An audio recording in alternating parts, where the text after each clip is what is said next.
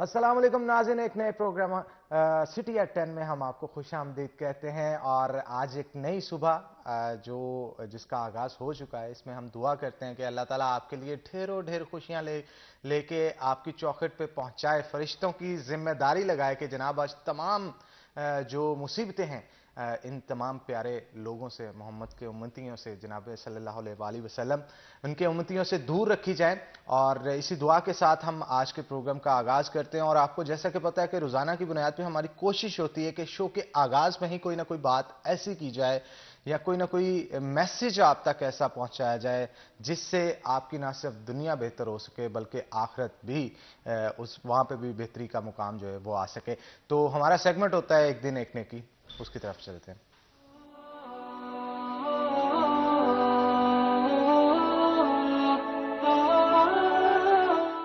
نحمده ونصلي على رسوله الكريم اما بعد فاعوذ بالله من الشيطان الرجيم بسم الله الرحمن الرحيم يا ايها الذين آمنوا قوا انفسكم واهليكم نارا صدق الله العظيم۔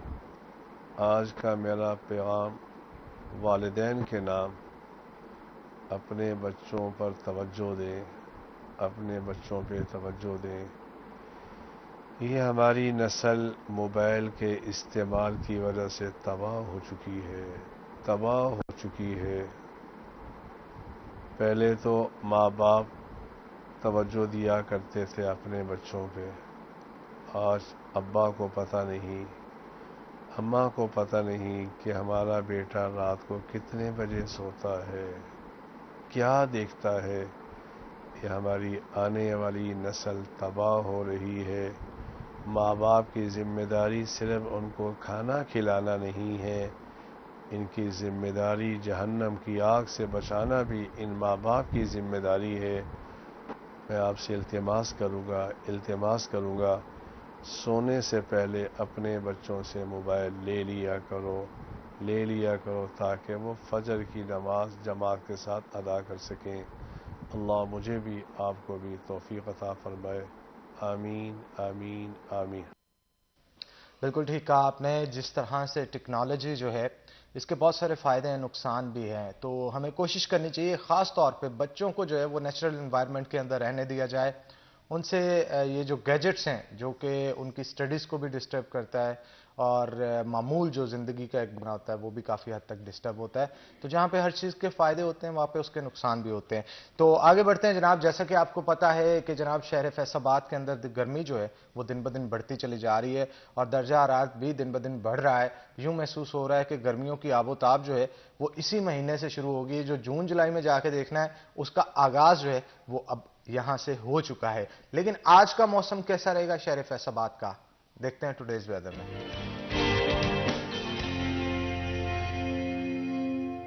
جناب ہمارے ساتھ مریم رضا موجود ہوں گے، مریم سے پوچھیں گے۔ جی مریم بتائیے گا کیا صورتحال رہے گی شہر فیصل آباد کی، محکمہ موسمیات کا کیا کہنا ہے اس حوالے سے؟ جی بالکل، فیصل آباد کے موسم کی اگر بات کی جائے تو دن کے آغاز میں ہی شہر کا مسئلہ جو ہے وہ جزوی طور پر صاف ہے، لیکن سورج کی تیز کرنوں سے اس بات کا اندازہ جو ہے وہ لگایا جا سکتا ہے کہ آنے والے دن کے اندر درجہ حرارت میں جو ہے وہ معمولی اضافہ جو اب کے دنوں میں ہوتا ہوا نظر آ رہا ہے وہ آئندہ دنوں میں جو ہے وہ مزید ہوتا ہوا چلا جائے گا، جس کی وجہ سے گرمی کی شدت جو ہے اس میں بھی اضافہ جو ہے وہ ہو جائے گا اور گرمی جو ہے وہ ابھی سے محسوس ہونے لگی، تو آئندہ دنوں میں جو ہے وہ کیا ہوگا۔ اس کے ساتھ اگر بات کریں تو محکمہ موسمیات کے مطابق آج کم سے کم درجہ حرارت 20 ڈگری سینٹی گریڈ ریکارڈ کیا گیا، جبکہ دوپہر کے وقت میں زیادہ سے زیادہ 28 ڈگری رہنے کا امکان ہے۔ ہوا میں نمی کا تناسب 50% ہے، جبکہ ہوائیں ساکن ہو چکی ہیں۔ ہوائیں نہ چلنے کی وجہ سے ہی درجہ حرارت میں جو ہے وہ اضافہ ہوتا ہوا نظر آ رہا ہے۔ محکمہ موسمیات کے مطابق آئندہ 24 گھنٹوں کے اندر بارش کا کوئی بھی امکان نہیں ہے، جبکہ موسم اسی طرح سے خشک اور گرم رہے گا۔ آئندہ دنوں میں بھی درجہ حرارت میں اضافہ جو ہے اسی طرح سے ہوتا رہے گا۔ جی بہت شکریہ مریم، آپ شہر فیصل آباد کے موسم کے حوالے سے اور اس کی صورتحال کے حوالے سے آگاہ کر رہے تھے۔ آگے بڑھتے ہیں جناب۔ جیسا کہ آپ کو پتہ ہے کہ ہمارے ملک کے اندر مہنگائی جو ہے، انفلیشن ریٹ دن بدن بڑھتا چلا جا رہا ہے اور اس کے ساتھ ساتھ انڈسٹریلسٹ جو ہیں وہ بھی اس مہنگائی کی وجہ سے پریشان ہے۔ اب وہ کس طرح سے پریشان ہے کہ بجلی کا ٹیرف جو ہے وہ بڑھا دیا جاتا ہے، گیس آ نہیں رہی، ہر چیز میں گورنمنٹ کی جانب سے بھیجا ٹیکسز جو ہیں وہ لگا دیے گئے، اس کی وجہ سے ہماری انڈسٹری جو ہے وہ تباہی کے دہانے پہ پہنچ چکی ہے۔ تو اس کو کس طرح سے سنبھالا جائے گا، کیا اسٹریٹجی ہوگی آنے والے دنوں میں؟ ہمارے انڈسٹریلسٹ جو ہیں وہ کہاں جائیں گے؟ کیونکہ انٹرنیشنل مارکیٹ کے اندر اندر بڑا کمپٹیشن جنریٹ ہو گیا جب دوسرے ملکوں کی جانب سے وہی پروڈکٹ جو پاکستان سیل کر رہا ہے اچھی کوالٹی میں اور کم پیسوں میں پرووائڈ کیا جائے گا تو ہمارے فیصل کے پاکستان کے انڈسٹریلسٹ کہاں پہ جائیں گے. ان تمام تر صورتحال کے حوالے سے آج ہم گفتگو کریں گے. ہمارے ساتھ موجود ہوں گے ہمارے سٹی 41 کے senior reporter senior anchor person جناب شراز بٹ صاحب. تو بٹ صاحب آپ کو ویلکم کرتے ہیں شو کے اندر. بٹ صاحب ذرا ایک بریف سکیچ دیجئے گا کہ کیا صورتحال ہونے جا رہی ہے اگلے 1-2 سال کے اندر, کیونکہ کہا جا رہا ہے کہ بہت سارے لوگ کہہ رہے ہیں الیکشنز ہوں گے, بہت سارے لوگ کہہ رہے ہیں الیکشنز نہیں ہوں گے, لیکن اس کی وجہ سے جو انڈسٹریلسٹ ہیں ان میں بے اعتمادی بھی ایک قسم کی پیدا ہو چکی ہے. تو کیا کہیں گے آپ, صورتحال میں کچھ بہتری ہوتی نظر آ رہی ہے؟ بسم اللہ الرحمن الرحیم. تھینک یو سو مچ انان. ایکچولی جس طرح سے آپ نے کہا کہ اسکیچ جو ہے, اگر اس اسکیچ میں آپ کو بتا دوں 2 لائنر اسکیچ اگر بتاؤں تو وہ ایسا ہے کہ پچھلے 6 مہینے کے اندر جس حد تک نقصان ہماری انڈسٹری کو پہنچا ہے, وہ معاشی طور پر بات کی جائے, وہ پالیسیز کے حوالے سے بات کی جائے, تو اس وقت اس 6 مہینے کے اندر تقریباً ہم 20 سال پیچھے چلے گئے معاشی طور پر. اکنامیکلی بات کی جائے تو ہمیں اگر ابھی دوبارہ سے سٹارٹ کرنا پڑے گا ہر چیز جو ہے, دوبارہ سے اگر ہم سبسڈی بھی دیتے ہیں, اگر ایک وائبل انوائرمنٹ بھی اگر گورنمنٹ جو پیدا کر دیتی ہے انڈسٹریلسٹ کے لیے, کاروبار کے لیے, کاروباری حضرات کے لیے, تاجروں کے لیے, صنعت کاروں کے لیے, ہماری انڈسٹری کے لیے, تو تب بھی ہمیں اپنی انڈسٹری کو اس کے پیروں پہ کھڑا کرنے کے لیے کم سے کم منیمم جو ہے آپ کو 20 سال چاہیے ہوں گے کہ آپ دوبارہ سے اس پوزیشن میں آ سکیں جس پوزیشن میں آپ 2010, 11, 12 میں تھے. بٹ صاحب اتنا لمبا گیپ ہو چکا ہے جسٹ بیکاز آپ کی جو چیز $1 میں تیار ہو رہی تھی آج وہ $12-13 میں تیار ہو رہی ہے, اور you are not able to sell that product in the international market. کیوں؟ کیونکہ بنگلہ دیش آپ کو وہ 5 گنا سستی دے رہا ہے, آپ کا ہمسایہ ملک بھارت آپ کو 5 گنا سستی دے رہا ہے, وہاں پر 7.5 سینٹ فی یونٹ بجلی ہے, ہمارے یہاں پر جو ہے وہ 10 سینٹ سے بھی کراس کر چکی ہے, اس وقت 11-12 سینٹ پہ چلی گئی ہے, اور گورنمنٹ نے کہا ہے کہ ہم سبسڈی واپس لے رہے ہیں اور ٹیرف چینج ہوگا تو 12-13 سے بھی کراس کر جائے گی. تو یعنی کہ ہمیں جو انڈسٹری کو سبسڈائزڈ یونٹ دیا جا رہا تھا, سبسڈائزڈ گیس دی جا رہی تھی. گیس اور بجلی ہی تو ہوتے ہیں جو کہ بنیادی را مٹیریل ہوتے ہیں کسی بھی انڈسٹری کو چلائے رکھنے کے لیے. اب گیس 113% مہنگی کی ہے انہوں نے کچھ دن پہلے, اور بجلی کا ٹیرف بھی بڑھا دیے. پہلے بجلی جو تھی ان کو مل رہی تھی, اگر پاکستانی پاک روپیز میں بات کریں تو 19.90 فی یونٹ کے حساب سے بجلی جو ہے وہ انڈسٹریلسٹ کو دی جا رہی تھی. اب وہ بجلی جو ہے وہ اس کا ٹیرف جب ختم کر دیا جائے گا تو 50-55 فی یونٹ بجلی ملے گی. یعنی جس کا 3-4 لاکھ روپے, آسان الفاظ میں کہا ہے 3-4 لاکھ روپے ایک فیکٹری کا بل آتا تھا, اس کا 12-13 لاکھ روپے 14 لاکھ روپے بل آئے گا. تو بڑا جھٹکا ہوگا, ایک بہت بڑا جھٹکا ہوگا. اب وہ یہ سمجھ لیں کہ بجلی کا جو ٹیرف بڑھانا ہے اس کے ریزلٹس آئیں گے آپ کو جا کے جون جولائی میں, کیونکہ آج ٹیرف ختم کیا ہے, اگلے انسٹنٹینیسلی یعنی اگلے مہینے جا کر کے یہ اپلائیڈ نہیں ہوتا ہے. تو بٹ صاحب یہ صرف اور صرف انڈسٹریلسٹ جو ہیں ان کے اوپر ہی لاگو ہوگا یا پھر اس کے علاوہ جو عام عوام ہے؟ یہ عام عوام کے لیے ٹیرف نہیں ختم کیا گیا, یہ انڈسٹریل ٹیرف جو ہے وہ ختم کیا گیا, جس کو آپ 0 ریٹڈ انڈسٹریز کا گنتے ہیں کہ جس کے لیے آپ سبسڈی دیتے ہیں.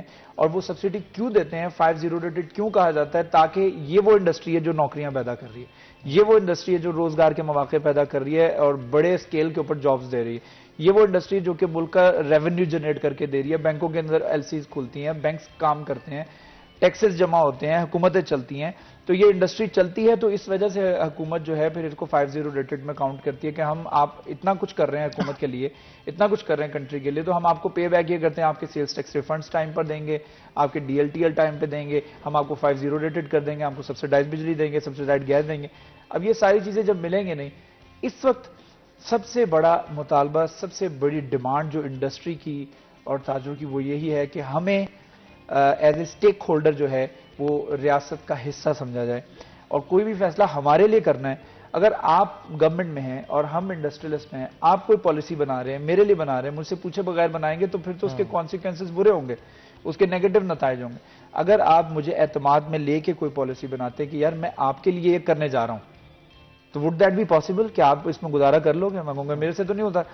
آپ وہ ہوتا ایسے ہے کہ وہ انڈسٹریلسٹ کو بلاتے ضرور ہیں, گفتگو بھی کرتے ہیں, پاس بھی بٹھاتے ہیں, لیکن جب انڈسٹریلسٹ اٹھ کے جاتے ہیں تو اس سے بالکل 90 ڈگری الگ کر کے فیصلہ کر دیتے ہیں. اس کے کانسیکوینسز کیا ہوتے ہیں, اس کے بھیانک نتائج ہوتے ہیں, اور پھر جا کے اس کے نتائج بھگتنے پڑتے ہیں کہ آپ کو جابز ختم ہونا شروع ہو جاتی ہیں, آپ نے دیکھا ہوگا کہ ملازمت سے فارغ کرنا شروع کر دیتے ہیں لوگوں کو. اچھا، یہ جو ایل سیز نہیں کھل رہی، اس کے پیچھے کیا ایشو ہے؟ اور اس کے علاوہ یہ جو کہا جاتا ہے کہ ڈالر کی قلت ہے، یہ بھی کہا جاتا ہے کہ بڑے انڈسٹریسٹ کی طرف سے ڈالر کی مصنوعی بحران جو ہے وہ پیدا کیا جاتا ہے، ان کے پاس موجود ہوتے ہیں، یا بڑے بینکس جو ہوتے ہیں ان کے بارے میں بھی یہ کہا جاتا ہے، جیسے اسحاق ڈاک نے بھی کہا تھا.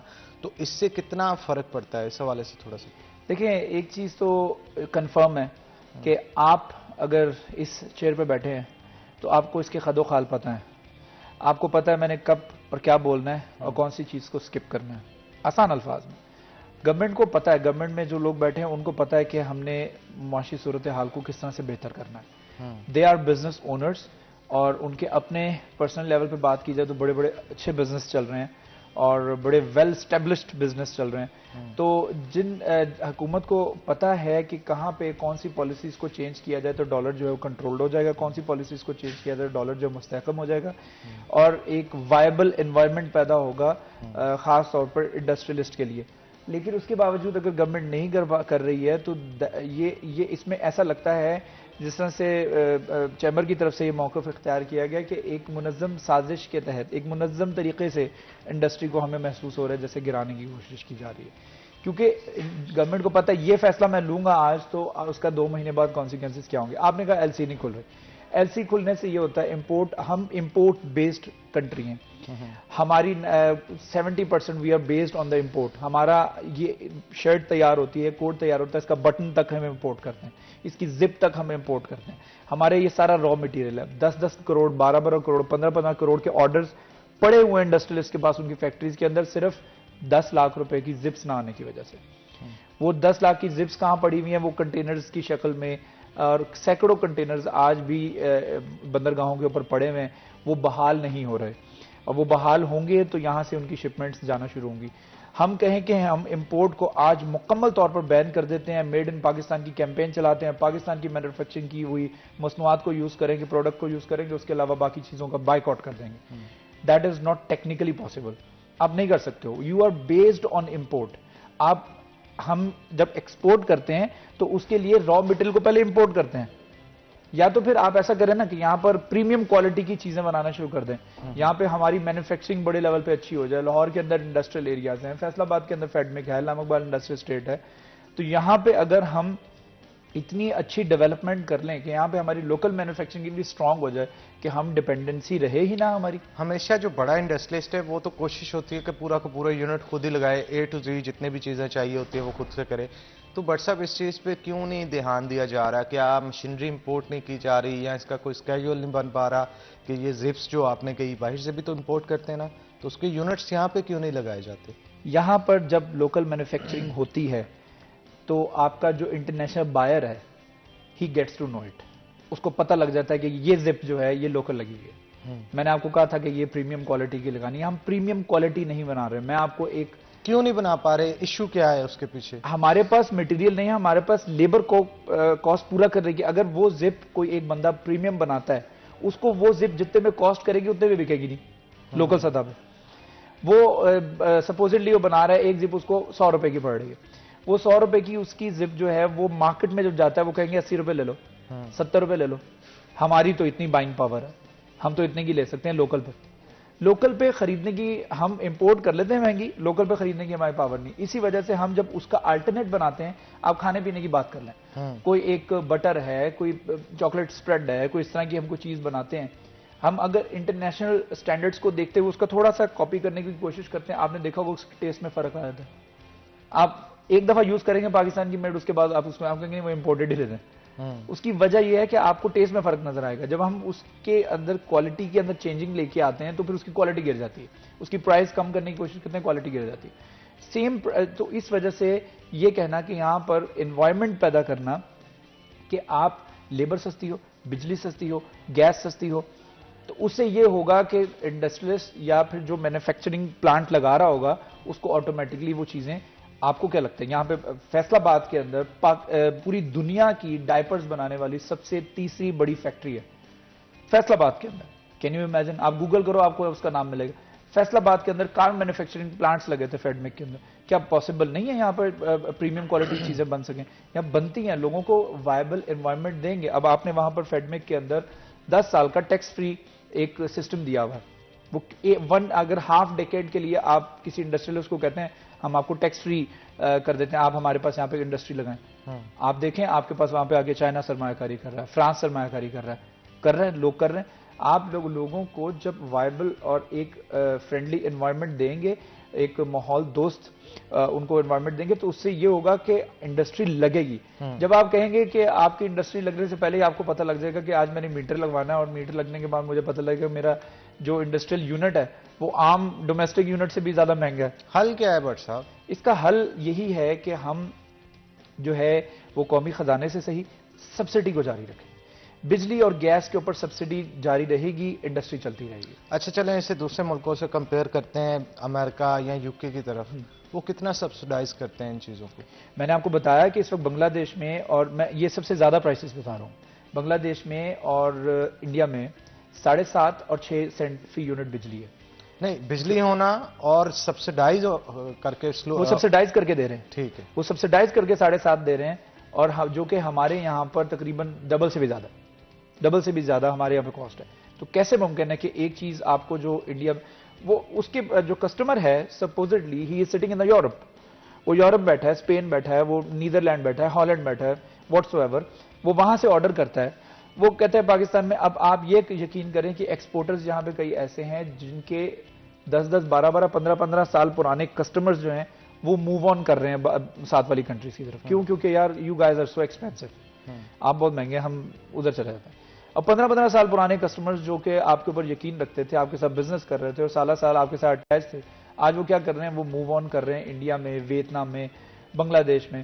بنگلہ دیش نے اپنی ایکسپورٹ بڑھائی ہے, کس طرح سے بڑھائی ہے؟ وہ اسی طرح سے, جب آپ نے کہا کہ حل کیا ہے, اس کا حل یہی ہے. بنگلہ دیش نے اپنی ایکسپورٹ اس طرح سے بڑھائی ہے کہ انہوں نے اپنے ایکسپورٹرز کو, خاص طور پر ایکسپورٹرز جن کو کماؤ پوت کہا جاتا ہے, کسی بھی ایک ملک کے کماؤ پوت جو ہوتے ہیں وہ ان کے ایکسپورٹرز ہوتے ہیں, یا پھر آپ کے 2 سورسز ہوتے ہیں پیسہ کمانے کی کسی بھی کنٹری کے, کہ آپ کے فورن ریزروز جو آپ کے باہر سے فورن ریمیٹنس آ رہی ہیں, ایک وہ, اور دوسرے آپ کے ایکسپورٹر جو باہر سامان بیچتے ہیں اور اس کے بعد پیسہ منگواتے ہیں بینکوں میں. تو یہ 2 سورس آف انکم سب سے بڑے کسی بھی کنٹری کے ہیں. تو اس وقت بیٹھ کر سوچنے کی ضرورت یہ ہے کہ ان 2 جگہوں کو ہم نے کس طرح سے پرفیکٹ کرنا ہے کہ ہماری جو انکم ہے وہ ختم نہ ہو. اور ہماری انکم, آپ دیکھیے گا, میں آپ کو ایک بڑی انٹرسٹنگ سی بات بتاتا ہوں. آپ یہ دیکھیں کہ ہم نے IMF سے قرضہ لیا $4 ارب, ٹھیک ہے, ہم نے ایکسپورٹرز کو پرابلم میں ڈال کے قرضہ لیے, ہم نے ان کے لیے جو ہے وہ ماحول بڑا سخت کر دیا, اور بڑے سخت حالات میں وہ لوگ اپنا گزارا کر رہے ہیں. ایکسپورٹرز یہ کلیم کرتے ہیں, انڈسٹریلسٹ یہ کلیم کرتا ہے کہ آپ ہمیں 6 مہینے دیں قرضہ لیے بغیر, ہم آپ کو $4 ارب سے زیادہ ریونیو جنریٹ کر کے دے دیں گے. بالکل, یہ اچھی بات ہے, اسی کو یہیں سے کنٹینیو کریں گے, لیکن ایک چھوٹی سی بریک کے بعد. تو ناظرین یہاں پہ ایک بریک لیں گے, بریک کے بعد دوبارہ حاضر ہوتے ہیں, کہیں نہیں جائیے گا, ہمارے ساتھ رہیے گا.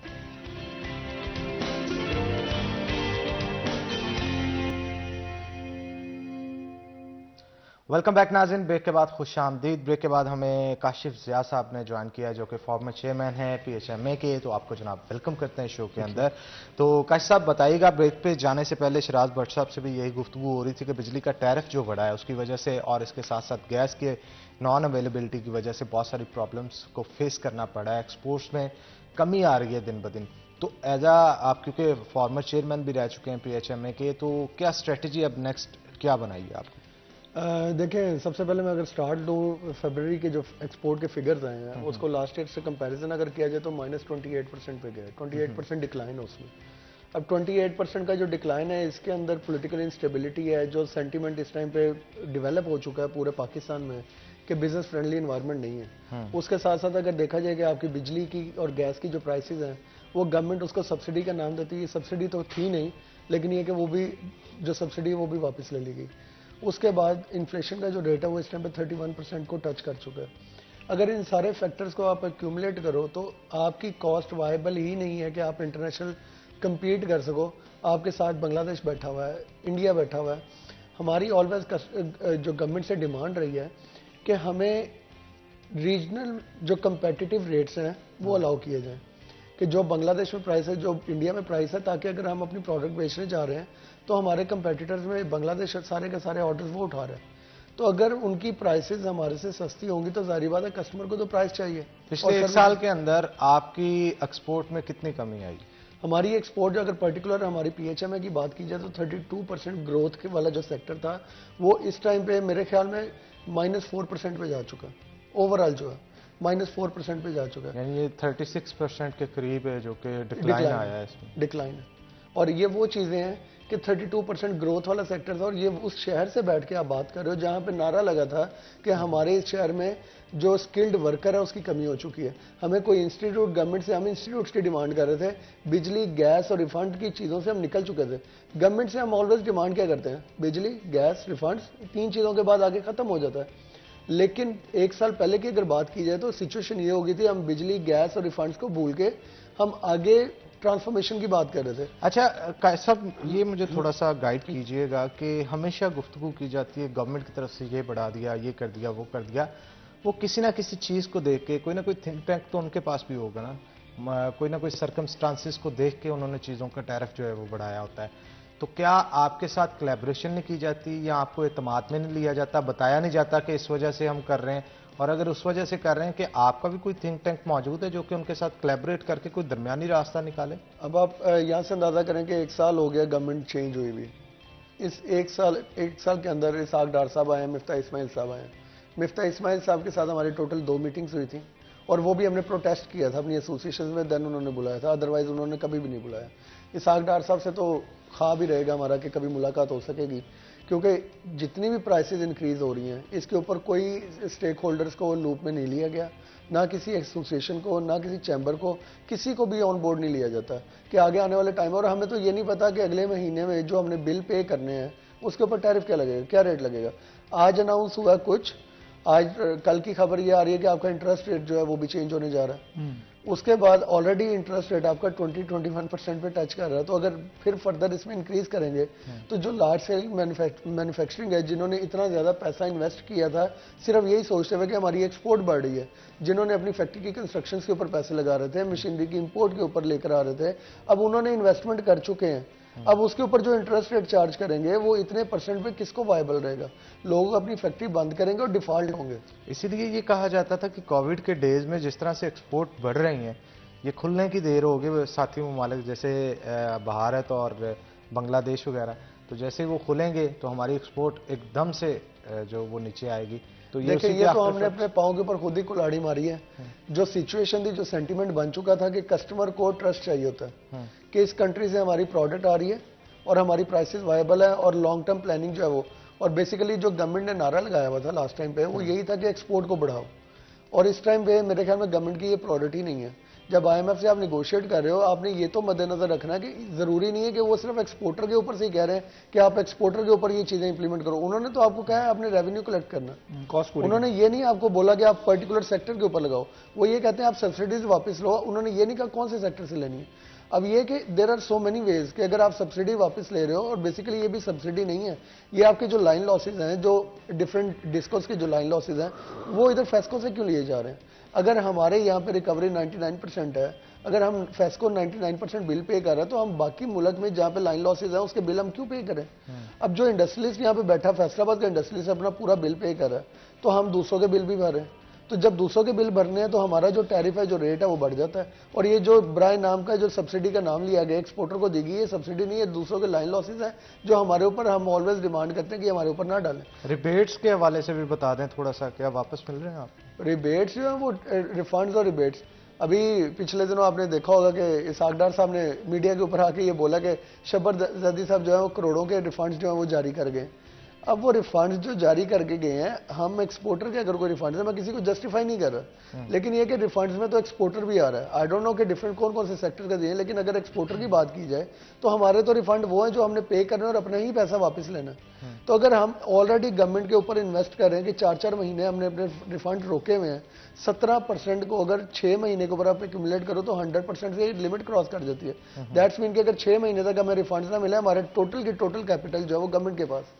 اب یہ گورنمنٹ کے پاس اگر کیپٹل چلا جاتا ہے, اور وہ اگر ہم اپنا کیپٹل ہی ڈیمانڈ کریں, جو کہ پچھلی گورنمنٹ میں 72 آورز کا فاسٹر سسٹم لانچ کیا گیا, مجھے یہ سمجھ نہیں آتی کہ اگر ایک سموتھ سسٹم چلنے لگتا ہے 72 آورز میں گورنمنٹ ریفنڈ دے رہی تھی, اس کے اندر ہرڈلز کریٹ کرنے کی کیا ضرورت ہے؟ اس کے اندر تو آئی ایم ایف نہیں آتا, اس کے اندر تو ڈالرز آپ کے انوالو نہیں, یہ تو پاکستانی کرنسی میں آپ نے ریفنڈ دینا ہے, اس میں کیا ایشو ہے؟ اور یہ تو پھر ہم یہ سوچتے ہیں کہ پتہ نہیں کوئی خاص ایجنڈا ہے جس کے اوپر ہماری ایکسپورٹ کو روکا جا رہا ہے, یا ہمیں ایکسپورٹ نہیں کرنے, یا بزنس فرینڈلی انوائرمنٹ جو ہے وہ نہیں دیا جا رہا. اب اگر ہمارے ریفنڈس ٹائم پہ نہیں ہے, ہماری بجلی کی پرائسز نہیں ہے, گیس کی پرائسز نہیں ہے, اور ان ساری چیزوں کے اوپر کون سی ڈیمانڈ غلط ہے؟ اگر ہم اپنے ریفنڈس جلدی ڈیمانڈ کرتے ہیں تو یہ غلط ڈیمانڈ ہے.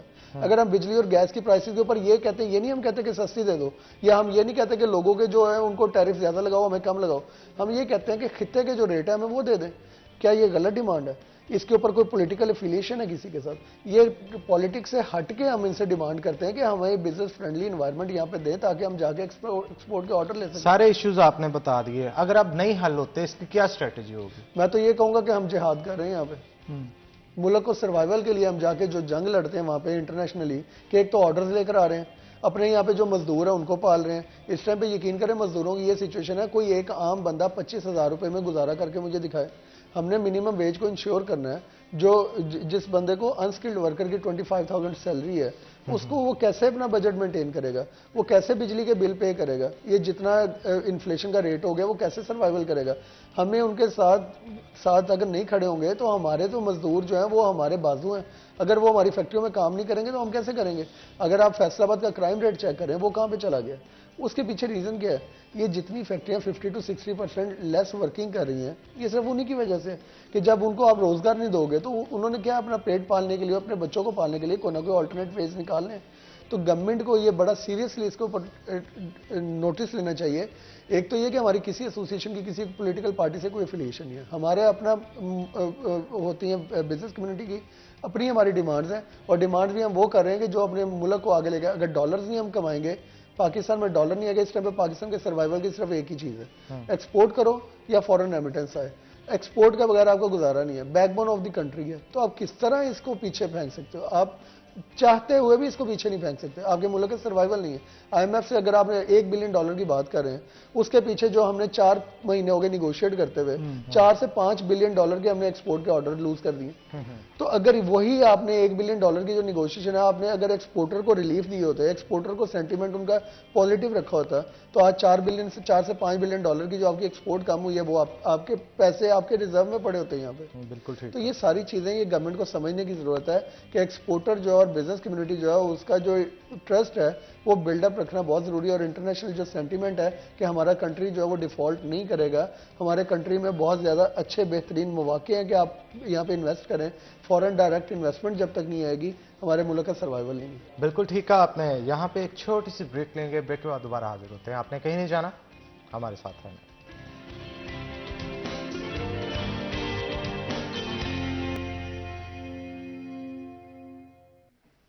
ویلکم بیک ناظرین, بریک کے بعد خوش آمدید. ہمارے ساتھ شراز بٹ موجود ہیں, مزید گفتگو ان کے ساتھ کرتے ہیں. تو بٹ صاحب, اب کوئی انڈسٹریز جو ہیں ان کی طرف سے اسٹریٹجی, میں اگین اینڈ اگین اسٹریٹجی کے حوالے سے پوچھ رہا ہوں, کیونکہ اگر نہیں ہوتا تو اس کا مطلب یہ ہے کہ چپ چاپ بیٹھے رہیں گے, ایکسپورٹ ڈکلائن جاتا جائے گا, تو ایک وقت الٹیمیٹلی پھر ایسا آ جائے گا کہ انڈسٹری بند ہو جائے گی. اب اس کے سروائیول کے لیے کچھ نہ کچھ تو کرنا ہوگا. اگر گورنمنٹ کے اینڈ پہ نہیں ہو رہا تو ان کو کیا کریں ایسا جس سے چیزوں میں بہتری آ سکے؟ دیکھیں, جو ایک آخری امید تھی وہ تھی پریس کانفرنس, اور ایک نہیں 2 پریس کانفرنس ابھی ریسنٹلی کر چکے ہیں, لیکن سٹل ابھی بھی ایک پریس کانفرنس جو دوسری والی ہوئی ہے اس کو بھی 3 دن ہو چکے ہیں, لیکن ابھی کوئی بھی جو اسلام آباد آفس سے یا حکومت کی طرف سے یا کوئی منسٹری کی طرف سے کوئی کال نہیں آئی ہے, کوئی کسی قسم کا بھی جو ہے وہ موومنٹ نہیں ہو رہی ہے. پہلے ہوتا تھا ایسے کہ احتجاج کی کال دی جاتی تھی, کسی 1-2 نیوز پیپرز کے اندر یا الیکٹرانک میڈیا کے اوپر ایڈ چلوا دیا جاتا تھا کہ ہم یہ کرنے جا رہے ہیں, ہم پریس کانفرنس کرنے جا رہے ہیں. پریس کانفرنس کی خبر بہت ہوتی تھی, اور پریس کانفرنس کرنے سے پہلے ہی گورنمنٹ جو ہے وہ اکثر اوقات ایسا ہوتا تھا کہ کال کر لیتی تھی اور نیگوسیشن کے لیے جو ہے وہ مذاکرات کے میز پر بیٹھ جاتے تھے. لیکن اب ایسا ہو گیا ہے کہ اب گزشتہ 2 پریس کانفرنسز ہو چکی ہیں. دس از الارمنگ. میں نے اپنے جرنلزم کے کریئر میں آج تک ایسا نہیں دیکھا کہ پریس کانفرنس بھی ہو گئی اور سٹل کوئی موومنٹ نہیں ہوئی. This is for the first time I have seen with my own eyes کہ پریس کانفرنس یہاں پر ہوئی اور کس نے کی، جس میں Faisalabad chamber of commerce industry, P H M A, بوما، ساری ایسوسیشن شامل تھی، پاور لونز بھی شامل تھی، اس کو لیڈ کر رہی تھی بوما. اور ان کی جانب سے باقاعدہ طور پر 2 ڈیمانڈز پچھلی پریس کانفرنس میں رکھی گئی تھی. ایک یہ تھی کہ جو وزیر خزانہ ہیں وہ استعفیٰ دیں، منسٹر کامرس منسٹر استعفیٰ دیں، اور اس کے ساتھ ساتھ جو دوسری ڈیمانڈ تھی وہ یہ تھی کہ ہمارے ساتھ نیگوسیشن ٹیبل پہ بیٹھیں اور سنیں ہمیں. ہماری ڈیمانڈز کو پورا کرنا دیٹ از اندر تھنگ، ہمیں سن لیا جائے.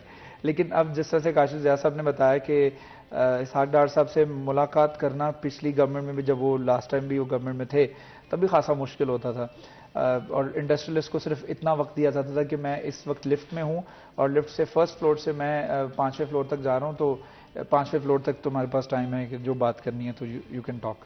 تو اس کے بعد میرے پاس ٹائم نہیں ہوگا because I will be busy in the meeting. تو اتنا وقت صرف انڈسٹریلسٹ کو ملتا تھا، اور یہ آن ریکارڈ ہے، فیصل آباد کے انڈسٹریلسٹ یہاں سے گئے تھے.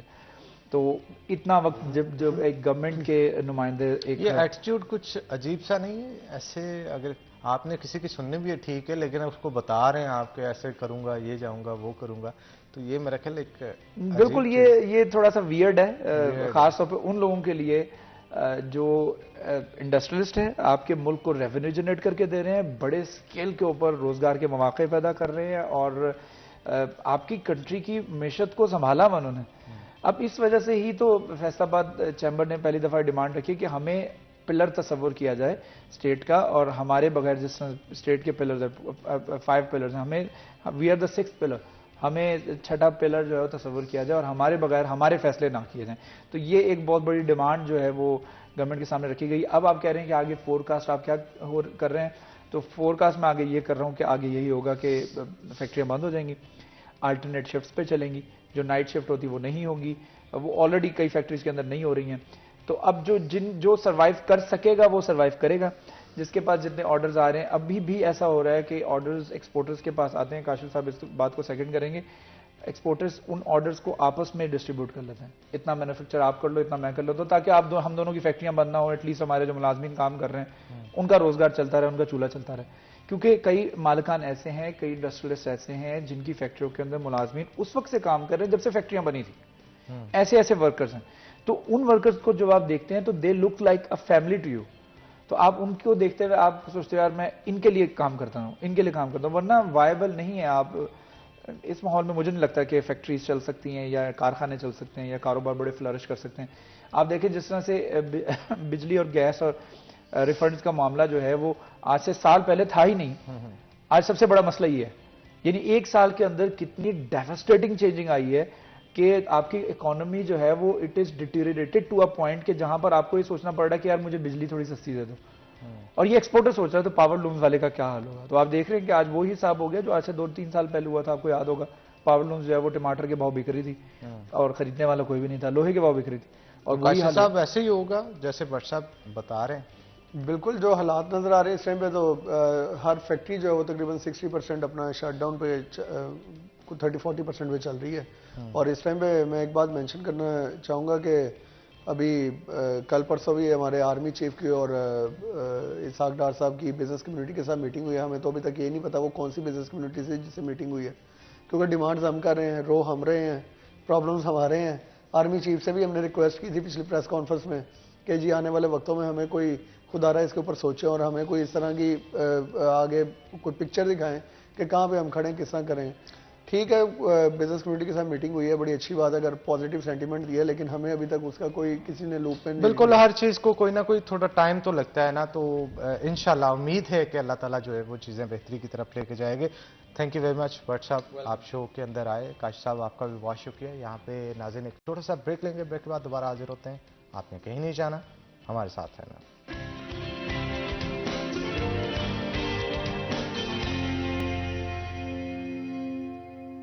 ویلکم بیک ناظرین، بریک کے بعد خوش آمدید. جیسا کہ آپ کو پتا ہے کہ انفلیشن ریٹ دن بہ دن بڑھ رہا ہے اور اس کے بڑھنے کی وجہ سے جہاں پہ بہت سارے انڈسٹریز پریشان ہوئے، جیسا کہ پچھلے سیگمنٹ میں ہم ڈسکس کر رہے تھے، اس کے ساتھ ساتھ عام عوام بھی کافی حد تک پریشان ہو رہی ہے.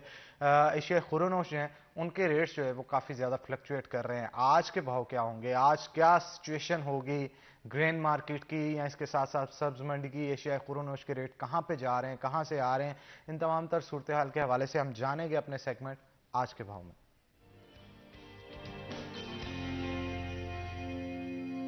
बिलाल डोगर हमारे साथ मौजूद होंगे, उनसे बात करेंगे। जी बिलाल, बताइएगा क्या सूरत हाल है मार्केट की, कितना रेट चल रहा है, सब्जियों के भाव क्या हैं, गोश्त के भाव क्या हैं और आवाम का क्या कहना है? जी बिल्कुल, मार्केट कमेटी फैसलाबाद की जानिब से आज बरोज जुमेरात की रैली जो है वो जारी कर दी गई है। अंडे फार्मी की बात करें तो 1 रुपए फी दर्जन महंगे होते हुए 241 से 242 रुपए दर्जन पे पहुंच चुके हैं।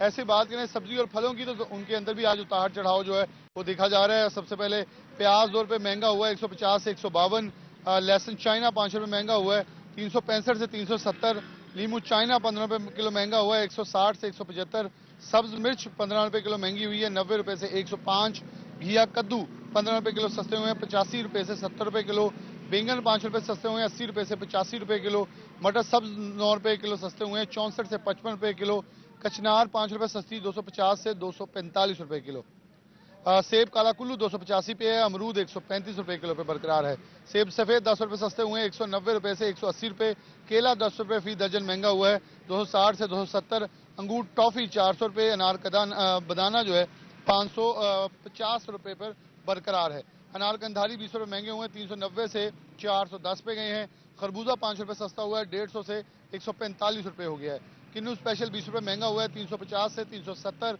स्ट्रॉबेरी 10 रुपए किलो सस्ती हुई है 250 से 240 रुपए किलो हो गई है। कीमतों के अंदर फ्लक्चुएशन आज देखी जा रही है। सस्ता प्रोटीन जहां सस्ता हो रहा है तो वहां अंडे फार्मी महंगे हो रहे हैं, तो फ्लक्चुएशन कहीं ना कहीं आवाम के ऊपर अगर देखें तो अशिया खुरोनोश ताल अभी भी इस कीमत के ऊपर कि आम आदमी की पहुंच से दूर दिखाई देती हैं। जी बहुत शुक्रिया बिलाल, आप सूरत हाल से आगाह कर रहे थे और बता रहे थे कि जो रेट्स चल रहे हैं मार्केट के अंदर, लेकिन यूं महसूस होता है कि इस महंगाई के दौर में जिस तरह से जो गरीब आदमी है वो अपनी ज़िंदगी किस तरह से गुजर बसर कर रहा है, ये बहुत अलार्मिंग सिचुएशन है। तो इस पर मजीद भी गुफ्तगू करेंगे, लेकिन वक्त हो गया जनाब ब्रेक का। तो छोटी सी ब्रेक के बाद दोबारा हाजिर होते हैं। कहीं जाना आपने, हमारे साथ रहना है।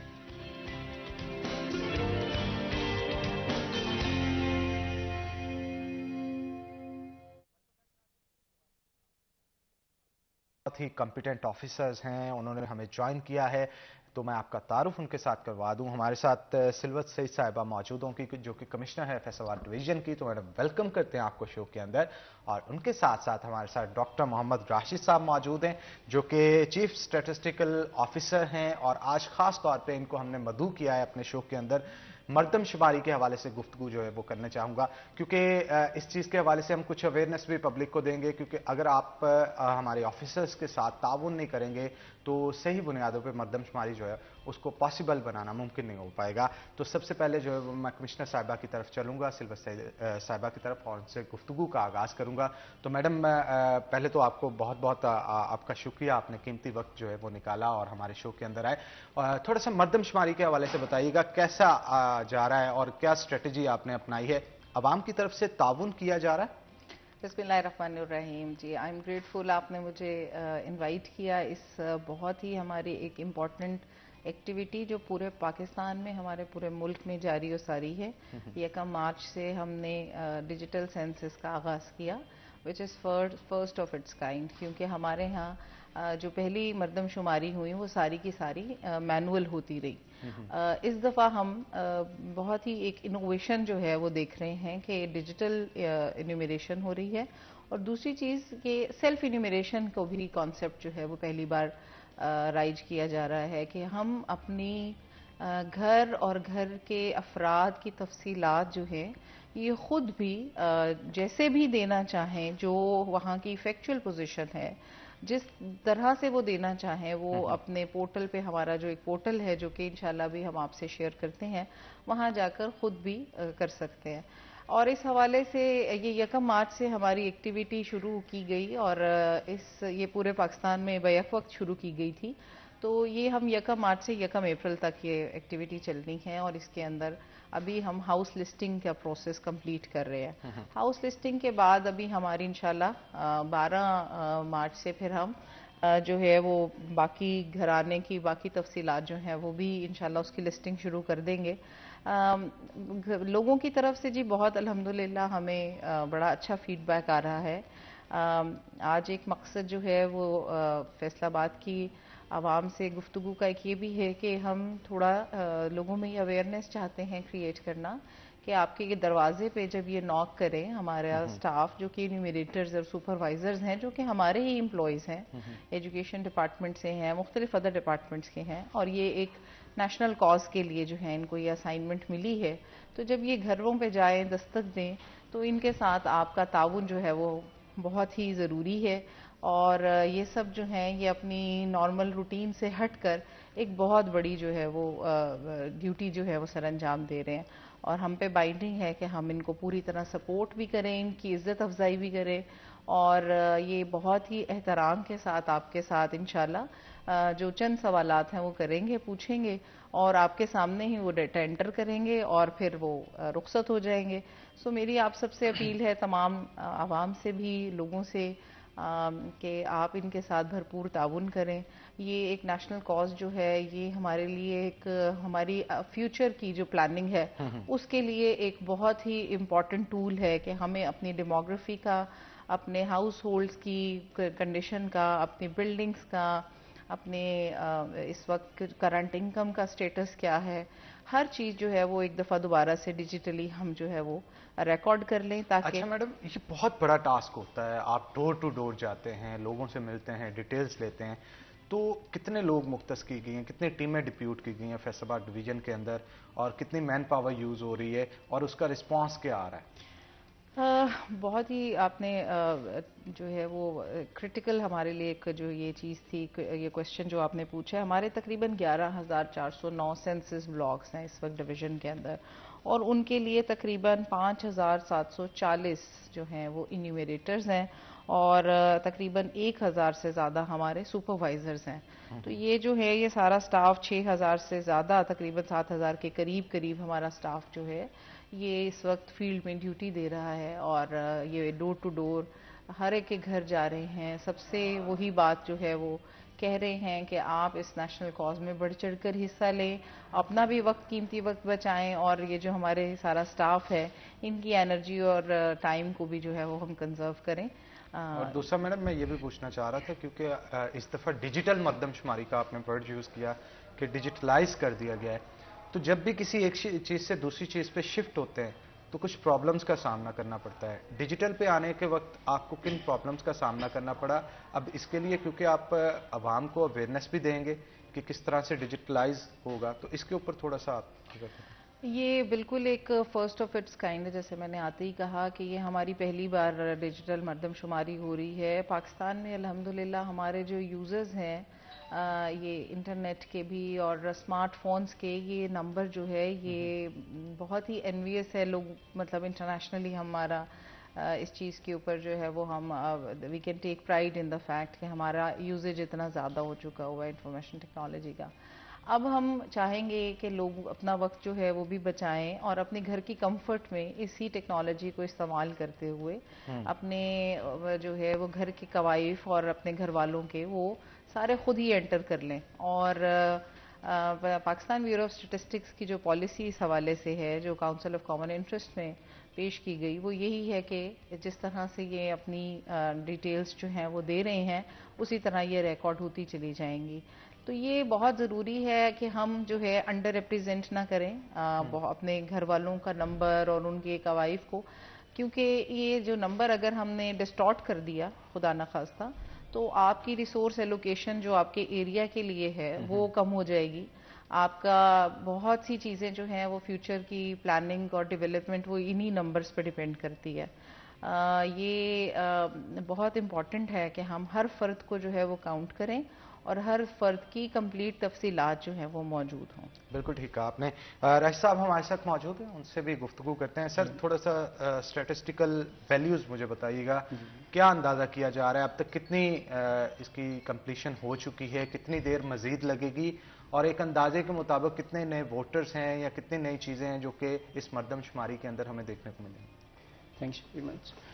پہلی بات تو یہ کہ جو ہمارا ڈیجیٹل پروسیس ہے وہ 1 مارچ سے سٹارٹ ہو گیا ہے۔ اس ڈیجیٹل پروسیس کو ہم نے 2 حصوں میں سیگریگیٹ کیا ہوا ہے۔ پہلے حصے میں ہم ہمارے جو तमाम आवाम नास हैं, हम उनको ये ऑप्शन दिया गया है कि अगर वो अपनी बेसिक इंफॉर्मेशन जो हमने या हमारे नुमाइंदे ने उनसे लेनी है, वो अगर ख़ुद फिल करना चाहें तो कर लें। उसको हमने सेल्फ इन्यूमरेशन का नाम दिया। उसके लिए 1 मार्च से लेके 10 मार्च तक का टाइम दिया गया और इससे पहले भी 15 दिन दिए गए। ठीक है, यानी ये तकरीबन टाइम 15 और 10 25 दिन बनते हैं। ये 25 दिन में लोगों को मुकम्मल अवेयरनेस दी गई। इनके लिए जो मॉड्यूल थे इंटरनेट पे वो प्रोवाइड किए गए, यूट्यूब पे मॉड्यूल दिए गए, वेब पे बहुत ज़्यादा उसकी प्रमोशन की गई। हमारी अपनी इदारे की वेबसाइट जो है उस पर तमाम तफासील जो हैं वो मेंशन की गई। कंप्लीट वीडियो डेमो दे दिया गया, डेमो भी मेंशन किए गए कि आपको इन काम को इन स्टेप के साथ करना है और इनके लिए ये आपकी बेसिक रिक्वायरमेंट है जो आपने पूरी करनी है। वो दूसरा स्टेज है आपकी फिज़िकल एनुमरेशन। वो तमाम लोग जो किसी वजह से डिजिटली उतने अवेयर नहीं हैं, हमारी थोड़ी सी डिजिटल लिटरेसी का भी इशू है, लेकिन अब माशाल्लाह ये बहुत ज़्यादा हो गई। जिस तरह हमारी टेली डेंसिटी कितनी ज़्यादा बढ़ गई है, तो जब हमारी डिजिटल लिटरेसी इम्प्रूव है तो पहला विजन ये था, ये पहली अंडरस्टैंडिंग ये थी कि लोगों को अगर ये मौका दिया गया कि आप अपनी मरदमशुमारी खुद ही कर लें और आपको पता हो कि आप क्या नोट कर रहे हैं, क्या इन्फॉर्मेशन आपके सामने आई है। दूसरा, हमारा एनुमरेटर जो है वो उनके घर जाएगा, वो उस घर को बाकायदा दस्तक देगा। उस दस्तक देने के बाद उस घर का जो भी रिस्पोंडेंट आएगा, उस रिस्पोंडेंट से जो हमारी ओवरऑल मरदमशुमारी के हवाले से इंफॉर्मेशन है, जिसमें पॉपुलेशन का स्ट्रक्चर है, उस बंदे फैमिली का सरबरा का नाम है, उसके आगे नीचे डिपेंडेंट हैं, उनकी क्वालिफ़िकेशन है, उनका ज़रिया माश है और उनके आगे बच्चे हैं, उनकी डिटेल है, उनकी क्वालिफ़िकेशन है, वो पढ़ते हैं नहीं पढ़ते, कब स्कूल पढ़ा था, किस लेवल तक पढ़ा, और किसी किस्म की अल्लाह ना करे किसी की कोई फंक्शनल डिसेबिलिटी तो नहीं है कि काम करने में कोई मसला मसाइल तो नहीं है। वो हम सारा मैयर करते हैं। कंप्लीट ट्री बनाया कंप्लीट ट्री है जो एक बेसिक पॉपुलेशन की जो करेक्टरिस्टिक्स होती हैं वो भी जमा हो रही हैं। यहाँ तक भी उसमें पूछा गया है कि आप काम क्यों छोड़ दिया, आपने काम उसकी रीज़न क्या थी, क्या बच्चा स्कूल जाता है या उसको कोई दूसरा इशू बन गया या उसकी हेल्थ का कोई इशू बना, क्योंकि उसने काम क्यों छोड़ा। इसके अलावा उसके लेवल ऑफ एजुकेशन की जो स्टेजेस हैं वो भी उसमें मेंशन की गई हैं। अगर कोई आपका फैमिली मेम्बर पाकिस्तान से बाहर रहता है तो उसका डाटा भी रिकॉर्ड हो रहा है, हत्ता कि नेशनैलिटी भी रिकॉर्ड हो रही है। अच्छा सर, जो आपने चीज़ें बताई इसमें फॉल्स इन्फॉर्मेशन के भी चांसेस तो होते हैं ना, जैसे आपने बताया बाहर एक की ना तो डिग्री चेक की जा सकती है ना कुछ और। अब बाज़ होता है कि गलती से कोई कुछ बता दे, तो उसके लिए क्या तरीकाकार है? उसके लिए हमने अपने एनुमरेटर को बहुत अच्छी ट्रेनिंग दी है। तो उस ट्रेनिंग का जो बुनियादी मकसद था वो ये था कि एक तो आपका जो एक तो एनुमरेटर की रिस्पॉन्सिबिलिटी है और दूसरी रिस्पॉन्सिबिलिटी है हमारे रिस्पोंडेंट की। तो दोनों रिस्पॉन्सिबिलिटी को सामने रखते हुए उससे ट्रेन किया गया है कि जिन चीज़ों को आपने लाजमी मेंशन करना है आप उनको प्रोब करें। आप उन जो बंदा आपका रिस्पोंडेंट हो उससे इस तरह के सवाल पूछें कि वो आपको बता सके वो रिक्वायर्ड इंफॉर्मेशन।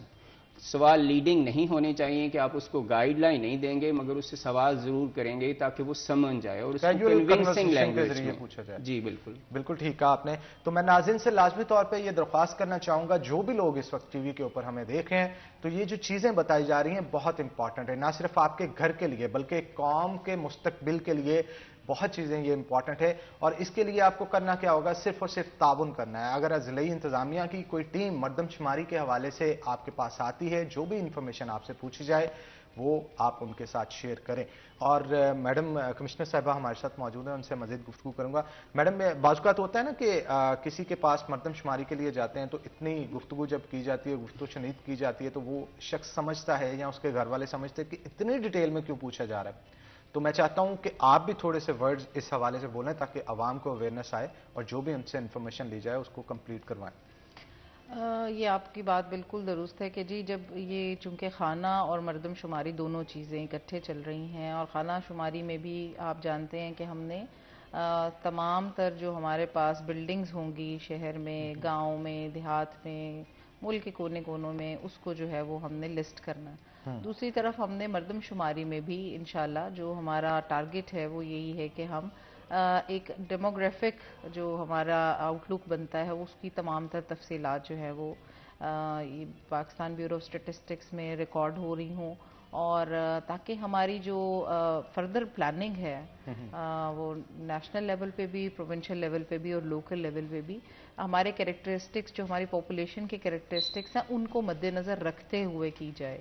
مثلا کچھ ایریاز میں ہمارے ہاں تعلیم جو ہے وہ لٹریسی ریٹ کم ہے، کچھ میں زیادہ ہے، تو ہم نے اپنی پالیسی میکنگ کرتے ہوئے یہ ضرور پھر مد نظر رکھنا ہے کہ جہاں لٹریسی کم ہو رہی ہے یا جہاں خواتین کی نمائندگی کم ہے، ان کو ان کی رجسٹریشن جو ہے وہ کم ہو رہی ہے، تو ہم نے وہاں پر کیا انٹرونشنز کرنی ہے جس سے ہم ان کو مین سٹریم کر سکیں۔ یہ ایک بڑی ٹینڈنسی ہمارے ہاں پائی جاتی ہے کہ ہم خاص طور پہ خواتین کے حوالے سے تھوڑا سا انڈر ریپریزنٹیشن کر لیتے ہیں، یا ڈس ایبلڈ جو ہمارے ہیں ان کو، کچھ ہماری مارجنلائزڈ کمیونٹیز ہیں ان کو۔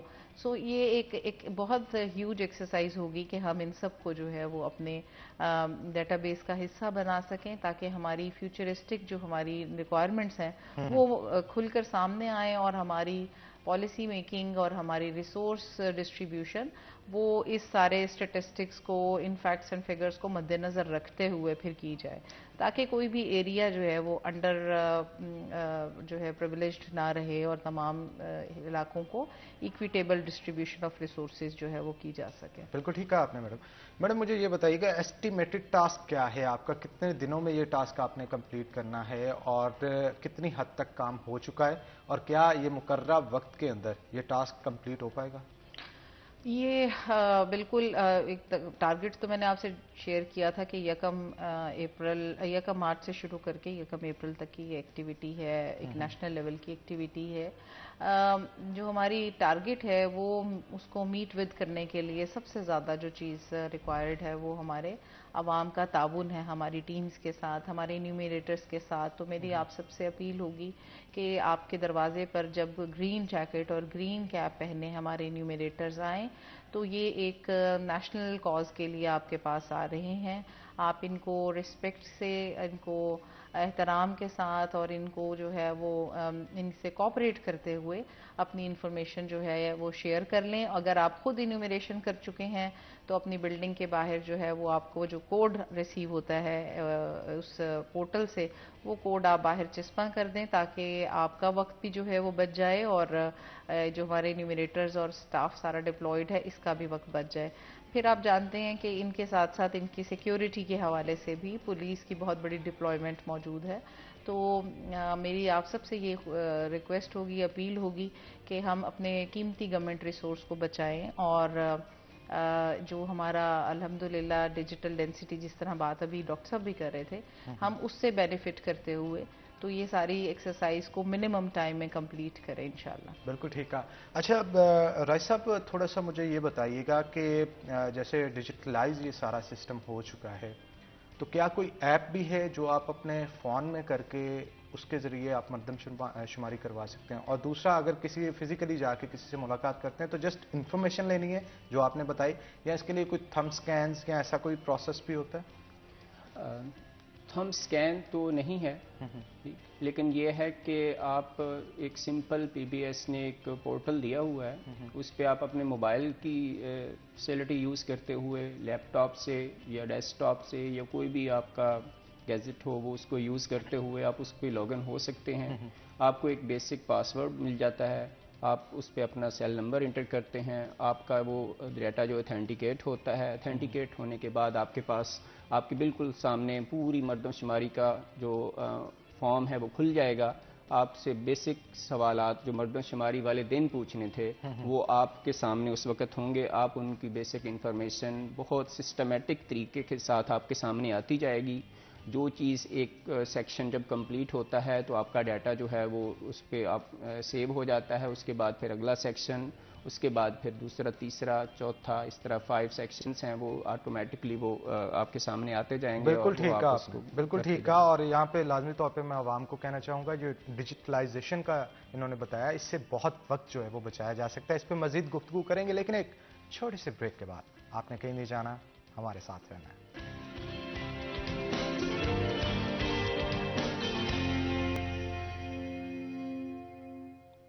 ویلکم بیک ناظرین. بریک کے بعد خوش آمدید. راشد صاحب ہمارے ساتھ موجود ہیں, مزید گفتگو ان کے ساتھ کرتے ہیں. راشد صاحب تھوڑے سے ٹیکنیکل کویشچنز ہیں جو میں پوچھنا چاہوں گا آپ سے.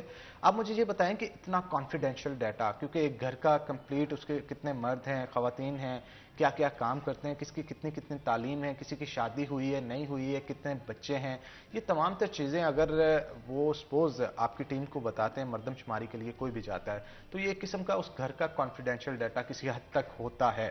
تو اب اس کانفیڈینشیل ڈیٹا کو آپ نے کانفیڈینشیل کس طرح سے رکھنا ہے, آپ کی ٹیم نے کانفیڈینشیل کس طرح سے رکھنا ہے, اس حوالے سے بتائیے گا. اور اگر آن لائن کرتے ہیں وہ تو چلیں آپ کی ویب سائٹ پہ ڈائریکٹ جائے گا, وہاں سے تو آپ سیو کر سکتے ہیں, لیکن جو بائی ہینڈ فزیکل مردم شماری ہونی ہے اس کا ڈیٹا کس طرح سے سیو کیا جائے گا؟ جی, یہ ایک بہت ہی کی کنسرن ہے ہم عام آدمی کے حوالے سے, لیکن اس کے لیے بہت ہی ہائی پروفائل سیکیورٹی جو سیٹ اپ اور پروٹوکولز ہیں وہ پی بی ایس نے سیٹ کیے ہیں.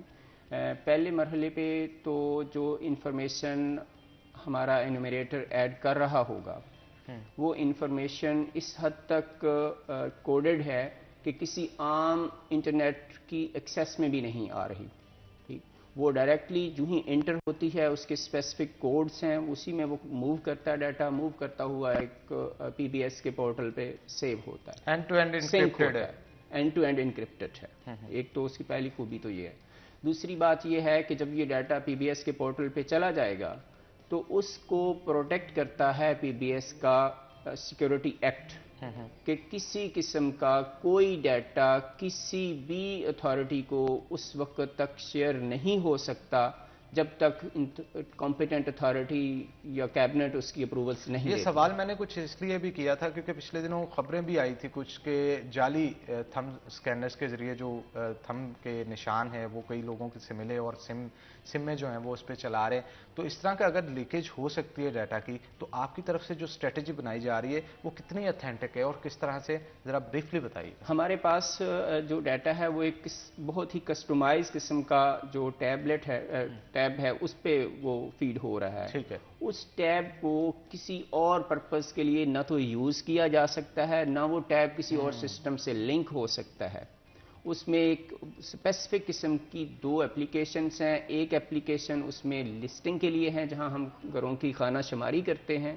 دوسری اپلیکیشن جو ہے وہ انومریشنز کے لیے ہے.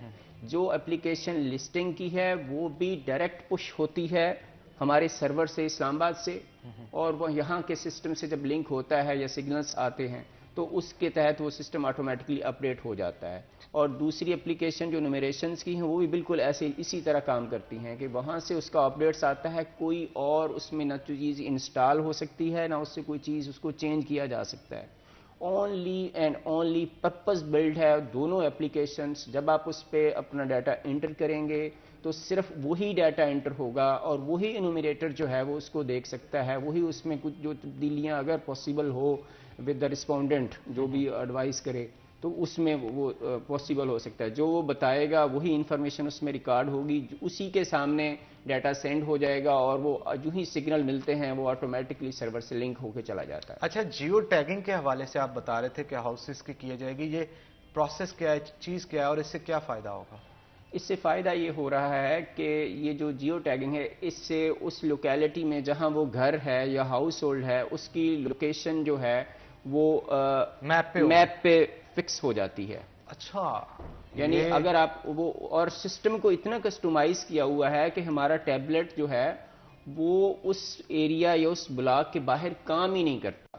جو ہی ٹیبلٹ اس ایریا یا اس بلاک جس میں ہمارا شمار کنندہ کام کرے گا یا کر رہا ہوگا اس میں آتا ہے تب وہ ایکٹیو ہوتا ہے اور اس کا پھر اس کے سامنے میپ آتا ہے اور پھر جو سامنے اس کا میپ ہے ہوگا جب ہم کسی کے دروازے کے سامنے کھڑے ہوں گے تو اس کی سب سے پہلے بلڈنگ کو جب لسٹ کرتے ہیں تو اس کو جیو ٹیگ کرتے ہیں. اچھا یہ لیٹ می بلڈنگ کلیئر کہاں ون موجود تھنگ، ہے. مجھے یہاں پہ ایک چیز جو ہے وہ آپ سے پوچھنی ہے کہ جب آپ نے کہا کہ ٹیبلٹ کے اوپر، تو یہ بائی ہینڈ ریٹن فارم میں نہیں ڈیٹا لیا جائے گا، یہ ٹیبلٹ کے اوپر سارا آن لائن جو ہے وہ یہ سارے کا سارا ڈیٹا ٹیبلٹس پہ ہے. اس میں کوئی بھی یعنی پیپر لیس ورک ہے، کمپلیٹلی پیپر لیس. یہ بہت اچھی چیز ہے، اور اس سے ہماری آڈینس جو ہے وہ بھی اندازہ لگا سکتی ہے کہ اگر ٹیبلٹ کے اوپر کیا جا رہا ہے وہ انکرپٹڈ ہے، اس کو اس ایریا سے باہر یوز بھی نہیں کیا جا سکتا، نہ کسی اور اپلیکیشن کے لیے. تو آپ اس چیز کا حوصلہ رکھیں کہ آپ کی جتنی بھی انفارمیشن ہوگی وہ ڈیٹا کے اندر جو ہے وہ وہاں پہ سیو ہوگی.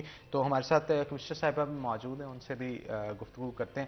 تو میڈم، ٹاسک جب کوئی بھی دیا جاتا ہے اس کو کمپلیشن کے لیے مشکلات تو فیس کرنی پڑتی ہیں، تو آپ نے جب آپ کے پاس بھی آیا تو ایک کمپلیٹ اسٹریٹجی جب بنائی، ان میں کیا کیا پرابلمز آپ کو فیس کرنی پڑی؟ یہ ایک بہت ہی ہیوج ایکسرسائز ہے. ہم سب اس بات سے واقف ہیں کہ ہم نے ایک ایک گھر، ایک ایک فرد کو جو ہے وہ ہم نے اس کو انیومیریٹ کرنا ہے، اس کو شمار کرنا ہے، اس کا سوشل سٹیٹس کیسا ہے، اس کا فزیکل چیلنجز کیا ہیں، اور وہاں پر اکنامک ان کی کنڈیشنز کیسی ہیں.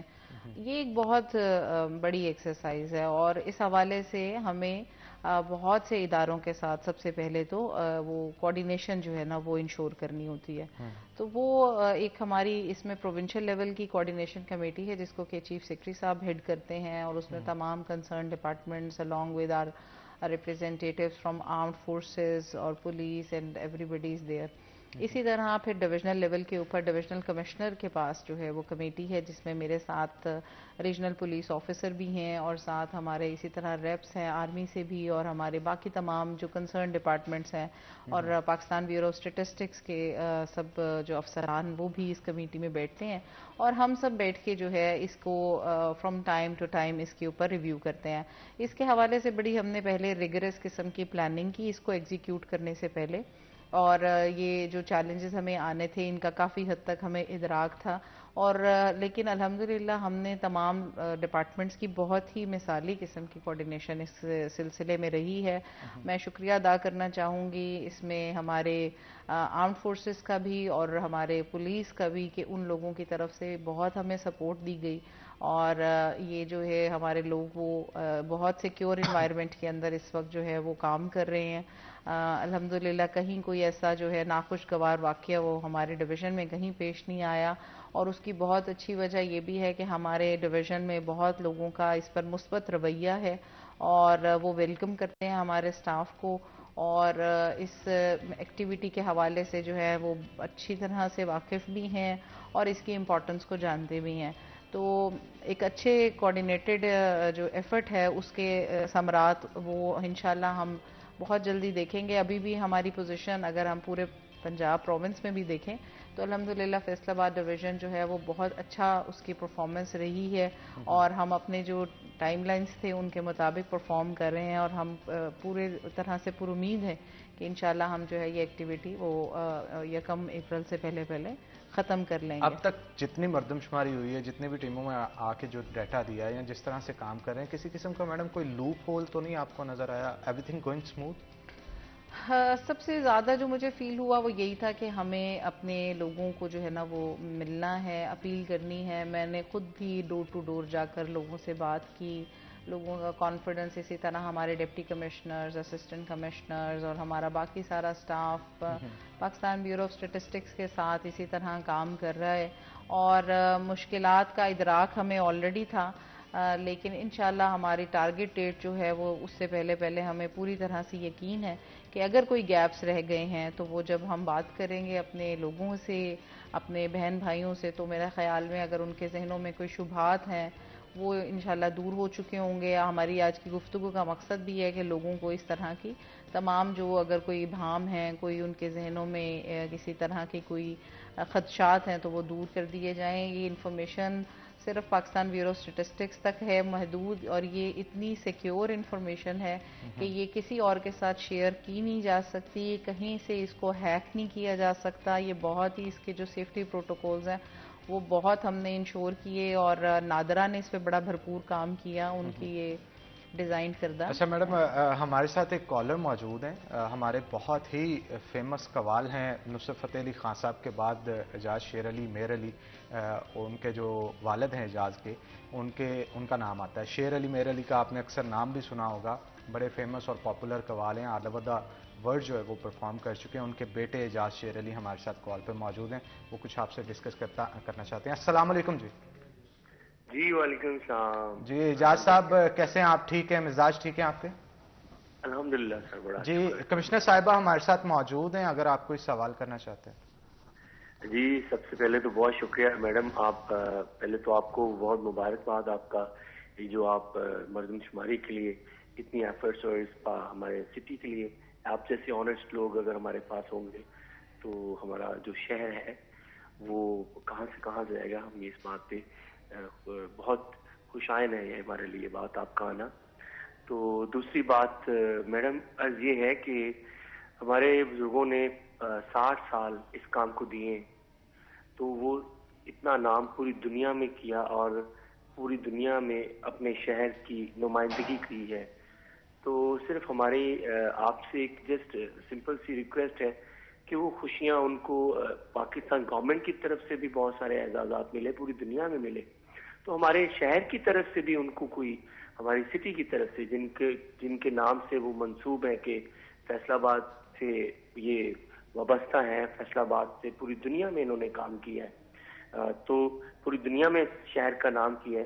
تو ہم چاہتے ہیں کہ کوئی ہماری جو فیصل آباد کی سٹی ہے، گورنمنٹ سٹی جو، وہ ان کو کچھ اعزازات ان کو دیے جائیں. جو ہماری ایک چھوٹی سی خواہش بھی ہے کہ کوئی روڈ یا کوئی چوک یا کوئی ایسے انسٹیٹیوٹس ان کے نام سے منسوب کیے جائیں. بلکہ مجھے ایک بات یاد ہے، ایک بار میں نے پہلے ذکر کیا کسی سے تو وہ کہنے لگے کہ جب انسان وفات پا جاتا تو پھر اس کا نام لکھا جاتا ہے. میں نے کہا یار اس کے مرنے کے بعد اس کو خوشی دینی تو کیا دینی. بالکل، بہت شکریہ اعجاز صاحب.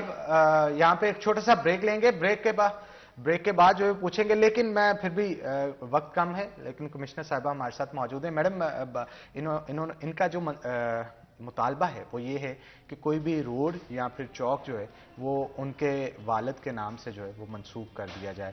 تو اس کے بارے میں آپ کیا کہیں گے، یہ آپ سے جانیں گے چھوٹی سی بریک کے بعد. بریک کا وقت ہو گیا تو ناظرین یہاں پہ ایک بریک لیں گے، بریک کے بعد دوبارہ حاضر ہوتے ہیں. آپ نے کہیں نہیں جانا، ہمارے ساتھ آنا ہے.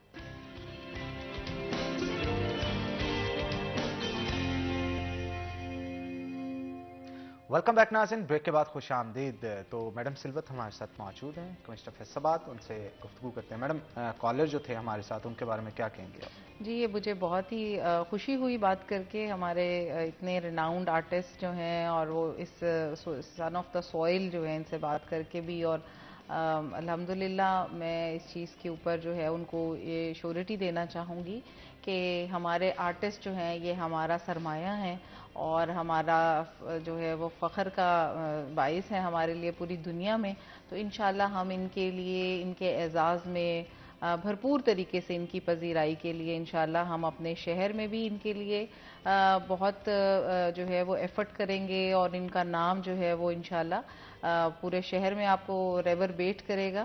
آپ جانتے ہیں کہ اس وقت بھی ہم جشن بہارا کے مڈل میں ایکٹیویٹیز کے درمیان پورا ڈویژن جو ہے وہ اس وقت جشن بہارا منا بھی رہا ہے، اور بہت سی ایکٹیویٹیز رنگا رنگ چل رہی ہیں. اور میں ضرور اگلے پروگرام میں انشاءاللہ ان کے والد کو ڈیڈیکیٹ بھی کیا جائے گا کہ ایک پروگرام صرف ان کے اعزاز میں کیا جائے، اور ان کو ہم انشاءاللہ خاص طور پر انوائٹ بھی کریں گے کہ وہ شامل ہوں اور ہم ٹریبیوٹ پیش کریں.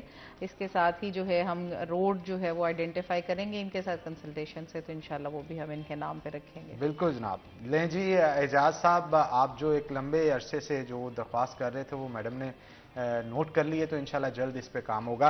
تو راج صاحب ہمارے ساتھ موجود ہیں. راج صاحب ایک اور ٹیکنیکل کویشچن میں آپ سے کرنا چاہ رہا ہوں کہ سپوز ایک گھر کے اندر 4 بندے ہیں، لیکن ان میں سے 2 ایسے ہیں جو کہ آؤٹ آف سٹی کام کر رہے ہیں، لیکن آئی ڈی کارڈ پہ ان کی ریزیڈنس وہاں پہ شو ہو رہی ہے، رہ وہاں پہ رہے ہیں کسی دوسرے شہر میں جہاں پہ جاب کر رہے ہیں یا کاروبار کی وجہ سے. تو اس کو کس طرح سے ٹیک اپ کیا جائے گا، کیسے مردم شماری میں شمار ان کا کیا جائے گا، کیونکہ جہاں پہ رہ رہے ہیں وہاں پہ بھی تو کوئی نہ کوئی ٹیم لگی ہوگی نا. تو اس کو کس طرح سے آپ ڈفرینشیٹ کریں؟ جی یہ انتہائی اہم سوال ہے جس کو ایکچولی ہماری بہت ہی کی کنسرن ہے کہ ہم اس کو آنسر کر سکیں being representative of Pakistan bureau of statistics. اس میں پہلی بات تو یہ کہ ہم نے ایک ایسی انٹرنیشنلی ایکسیپٹڈ اپروچ استعمال کی ہے جس میں ہم ہر گھر کے ہر فرد کو شمار کر سکیں. پھر اس کے مطابق جو پروٹوکولز ہیں وہ یہ ہیں کہ کوئی بھی بندہ اگر کسی کی جگہ پایا جا رہا ہے یا رہائش پذیر ہے اور اس کی رہائش کا عرصہ جو ہے یا ڈیوریشن جو ہے یا تو وہ 6 ماہ ہو گیا ہے یا وہ 6 ماہ رہنے کا پلان رکھتا ہے ان فیوچر، تو ہم اس بندے کو ریکارڈ کر لیں گے. ٹھیک ہے. تیسرا کمپوننٹ یہ ہے کہ اگر کسی جگہ، چونکہ ہمارے جو امپلائمنٹ اپرچونٹیز ہیں وہ ضروری تو نہیں ہے کہ وہ آپ کے گھر کے قریب ہوں، وہ آپ لوگ آؤٹ سٹی میں بھی کام کرتے ہیں اور ویکینڈ پہ لوگ اپنے گھر آتے ہیں. تو اگر کوئی فیملی ایسی ہے کہ جو فیصل آباد میں تو رہائش پذیر ہے مگر وہ ان کا جو فیملی ہیڈ ہے وہ لاہور میں کام کرتا ہے اور وہ اپنے 5 دن لاہور میں جاب کرتے ہیں اور جاب کرنے کے بعد فرائیڈے ایوننگ کو وہ واپس آ جاتے ہیں، تو اس ایسی صورت میں جو پروٹوکولز ہیں وہ یہ ہیں کہ اس گھر جہاں وہ فیصل آباد میں جہاں اس کی رہائش پذیر فیملی ہے تو وہاں ان کی فیملی کی جو سربراہ ہے وہ ان کی مسز ہو جائیں گی اور ان کے بچے ان کے ساتھ ریکارڈ ہو جائیں گے. ٹھیک ہے.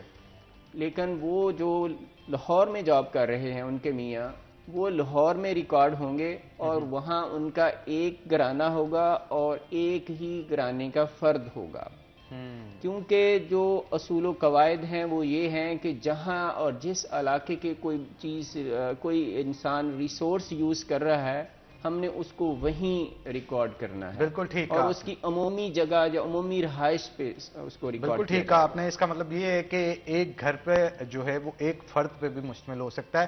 یہ بہت اچھی اور انفارمیٹیو چیز ہے جو کہ آپ نے بتائی، اور اس جیسی تمام مردم شماری کے حوالے سے جو کیوریز عام پبلک کے مائنڈ میں ہوگی، میرا خیال ہے آج ہم نے کوشش کی کہ اس کا ہر ایک چیز کا جواب جو ہے وہ تفصیل کے ساتھ آپ کو دیا جائے تاکہ کسی بھی قسم کا ابہام آپ کے مائنڈ میں نہ رہے. تو بہت شکریہ راشد صاحب آج کے شو میں آپ کا آنے کے لیے.